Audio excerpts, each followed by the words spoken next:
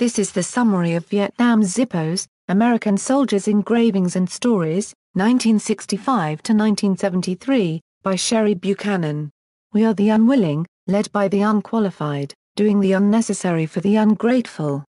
From an engraving on a Vietnam-era Zippo lighter. In 1965, journalist Morley Safer followed the United States Marines on a search-and-destroy mission into Cam Ni.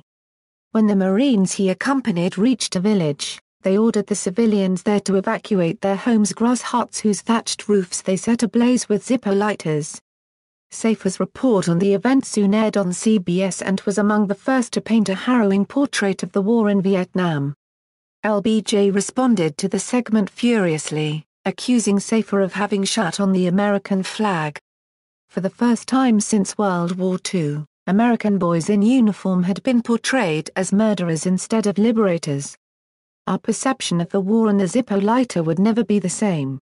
But as this stunning book attests, the Zippo was far more than an instrument of death and destruction. For the American soldiers who wielded them, they were a vital form of social protest as well.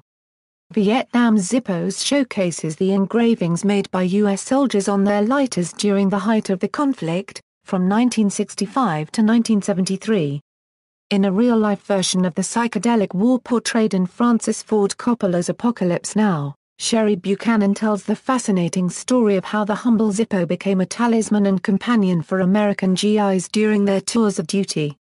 Through a dazzling array of images, we see how Zippo lighters were used during the war, and we discover how they served as a canvas for both personal and political expression during the Age of Aquarius, engraved with etchings of peace signs and marijuana leaves and slogans steeped in all the rock lyrics, sound bites, combat slang, and anti-war mottos of the time. Death from Above. Napalm Sticks to Kids. I Love You Mum, from a Lonely Paratrooper. The engravings gathered in this copiously illustrated volume are at once searing, caustic, and moving, running the full emotional spectrum with both sardonic reflections I love the fucking army and the army loves fucking me and poignant maxims when the power of love overcomes the love of power, the world will know peace.